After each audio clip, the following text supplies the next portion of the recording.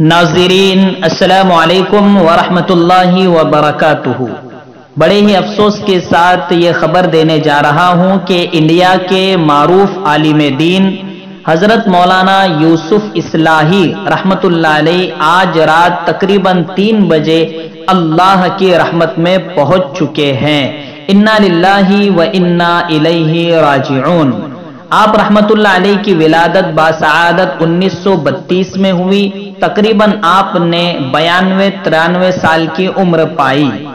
اس عرصے میں آپ نے مختلف اداروں میں علم حاصل کیا، اس میں قابل ذکر ادارہ مظاہر علوم سہارنپور بھی ہے۔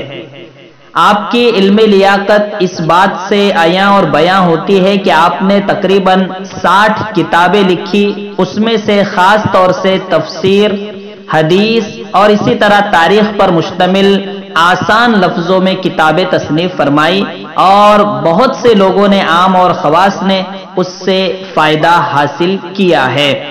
ناظرین، ایسے اللہ والے اس دنیا سے اٹھتے جا رہے ہیں اور آئے دن ایسی افسوسناک خبریں آ رہی ہے۔